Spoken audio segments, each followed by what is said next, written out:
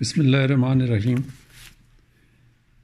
دوستو، ہم نے آرگینن کی تشریح کے حوالے سے لیکچر شروع کرنے کا ارادہ کیا ہے، اور اس سلسلے میں پہلا لیکچر دیا جا چکا ہے۔ آج ہم اس کی دوسری قسط پر آتے ہیں، اور اس میں بھی ہم آرگینن ایفورزم 1 پر ہی بات کر رہے ہیں۔ پہلی قسط میں ایفورزم لیکچر 1 پر جتنی بات مکمل ہوئی تھی، تو اب ہم اس سے آگے چلیں گے۔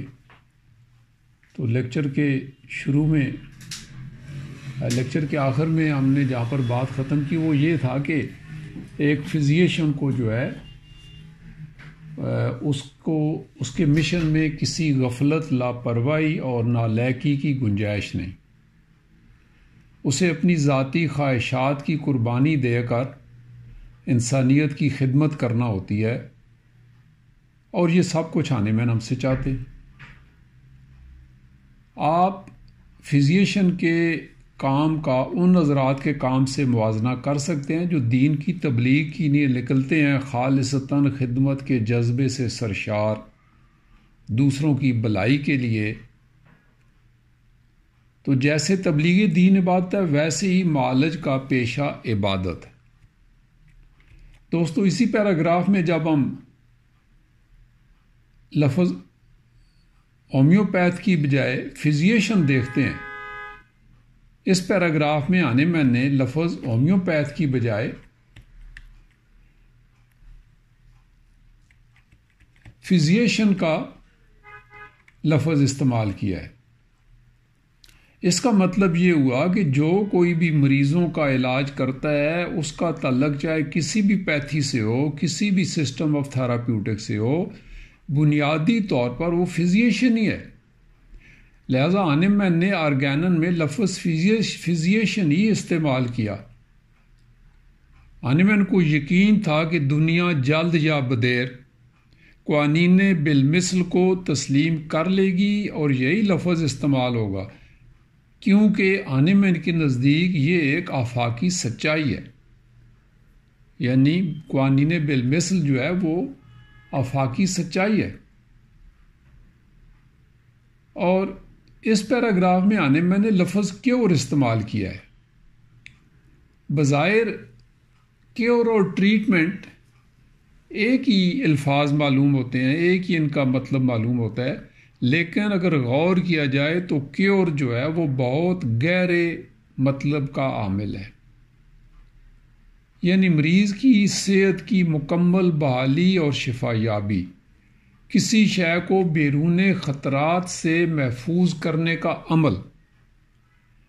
اور یہ لفظ روحانی پیشوا کے لیے بھی استعمال ہوتا ہے۔ اگر آپ آنیمین کے زمانہ پر غور کریں تو اس وقت کے ڈاکٹر حضرات مریضوں کے علاج کے لیے جو طریقے استعمال کرتے تھے وہ بڑے تکلیف دہ ہوتے تھے، پینفل۔ مثلا نشتر لگا کر خون نکالنا، گرم لوہے سے جسم کے حصوں کو جلانا، مسل آورد ادویات کا استعمال، گرم حماموں میں رکھ کر پسینے دینا، کڑوی کسیلی دواؤں کا استعمال، یہ عام تھا۔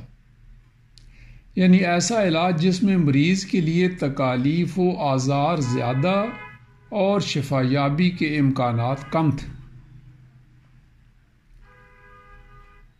اگر دیکھا جائے تو 200 سال گزرنے کے باوجود آج بھی اس طریقہ علاج یعنی ایلوپیتھی میں نمایاں تبدیلی نہیں آئی۔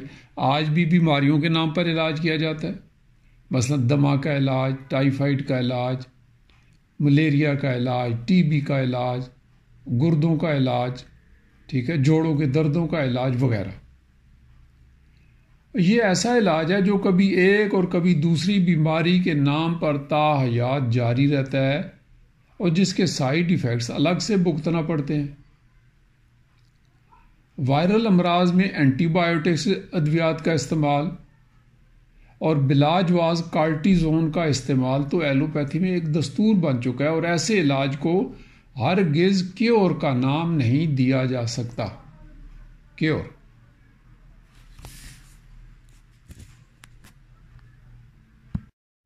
ہانیمن نے واضح کیا ہے کہ جب آپ مریض کا علاج کرتے ہیں تو آپ کے مطمع نظر مریض کو شفایابی دلانا ہے، اس کی صحت کو مکمل طور پر بحال کرنا ہے، نہ کہ مرض کو دبا دینا۔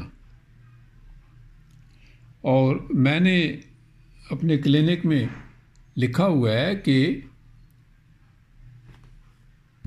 صحت یابی کا نام محض بیماری سے نجات نہیں، یہاں بیماری سے مطلب ہے کہ ایسی حالت جہاں پر آپ کے لیب ٹیسٹ آل اوکے کی رپورٹس دے رہے ہوں اور آپ کے ڈاکٹر جو ہیں جو ایلوپیتھک ہیں وہ آپ کو صحت یابی کا لائسنس جاری کر رہے ہوں، لیکن آپ ماننے کو تیار نہ ہوں۔ یعنی مریض کہتا ہے کہ میں ٹھیک نہیں ہوں، اور جب کہ ڈاکٹر کہتے ہیں کہ آپ کے جناب سارے ٹیسٹ ٹھیک ہیں، ہم آپ کو تندرست ڈکلیئر کر رہے ہیں، جبکہ حقیقت میں ایسا نہیں ہوتا۔ تو یہاں وہی بات ہو رہی ہے کہ آپ کے فزیشین کے مطمع نظر مریض کو شفایابی دلانا ہے، اس کی صحت کو مکمل طور پر بحال کرنا ہے، نہ کہ مرض کو دبا دینا، نہ کہ علامات کو غائب کر دینا۔ اب جی کوئی علامت نہیں ہے، لیب ٹیسٹ ٹھیک ہیں، اور نہ کسی ایک مرض سے پیچھا چھڑانے کی خاطر اسے کسی دوسرے مرض کے حوالے کر دینا ہے، یہ بھی غلط ہے ایسا کر۔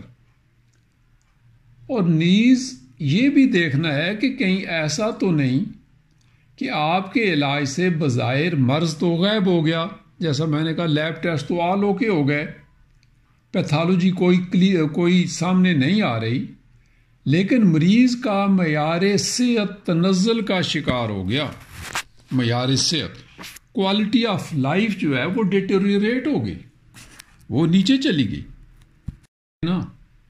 کہیں ایسا تو نہیں کہ بچے کے ٹانسل تو اب نہیں سوجتے، لیکن اس کا حافظہ جواب دے گیا، ٹانسلز آپریٹ کر کے نکال ہی لیے گئے، وہاں پر کوئی انفیکشن ہی اب نہیں ہوتی، پہلے ہوتی تھی۔ بھئی جہاں انفیکشن جس پر ہوتی تھی وہ شاخ ہی نہ رہی جس پہ آشیانہ تھا، ٹھیک ہے، لیکن اب اس بچے کو کچھ اور ہو رہا ہے، ٹانسل تو نہیں ہوتے، ہو رہا ہے برونکائٹس ہو رہا ہے، فیرنجائٹس ہو رہا ہے، ٹھیک ہے، یا نیچے بعد میں جا کر دمہ ہو جاتا ہے۔ کہیں ایسا تو نہیں کہ اب اسے چھینکیں نہیں آتی، پہلے چھینکیں آتی تھی، آپ نے اس کو اینٹی الرجک دوائیاں دی، چھینکیں غائب ہو گئیں، ناک نہیں بہتی، ٹھیک ہے، لیکن سانس رکنے لگی ہے، دمہ بننے لگا ہے۔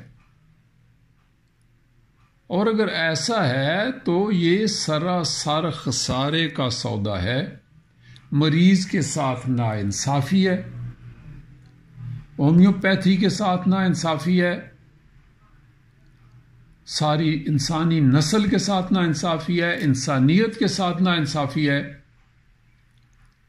اور یہ علاج کے نام پر علاج تو نہ ہوا، کچھ اور ہو گیا۔ تو یہی وجہ ہے کہ ہانیمن نے یہاں کیور کا لفظ استعمال کرنا مناسب سمجھا۔ کیور کا مطلب ہوگا کہ مریض تینوں سطحوں پر ویل بینگ فیل کرے، اس کی کوئی پیتھالوجی ڈیولپ نہ ہو، اور وہ تینوں سطحوں پر اپنے آپ کو فنکشنل محسوس کرے، تب تو ہم کہیں گے کہ کیور کا حق ادا ہوا ہے، ورنہ نہیں ہوا۔ ہانیمن نے کہا ہے کہ جہاں تک آپ کے کام یا محنت کا تعلق ہے، آپ نے مریض کا علاج کرنا ہے، اس کو دوا دینا ہے۔ یعنی جہاں تک آپ کے کام یا محنت کا تعلق ہے وہ ہے مریض کا علاج کرنا ہے، اس سے پیسے لینے ہیں، فیس لینی ہے، اس کو دوا دینا ہے۔ یہ ہر جگہ ہو سکتا ہے، ایز اے سیلز مین بھی یہی کام ہوتا ہے۔ لیکن جہاں تک آپ کے مشن کا تقاضا ہے، آپ نے اس کی فلاح و بہبود اور بھلائی کو مد نظر رکھتے ہوئے اس کے سارے انٹرسٹ کا خیال کرتے ہوئے، اس کے سارے حقوق کا لحاظ کرتے ہوئے اسے مکمل شفا یابی سے ہمکنار کرنا ہے، تاکہ اس کی صحت کو کوئی نقصان نہ پہنچے۔ اور آپ نے اس کو ہر وہ ایڈوائز دینی ہے، ہر اس بات کی نصیحت کرنی ہے جو اس کی صحت کے لیے فائدہ مند ثابت ہو سکے۔ اگر ایسا ہے تو آپ نے لفظ کیور کا حق ادا کر دیا۔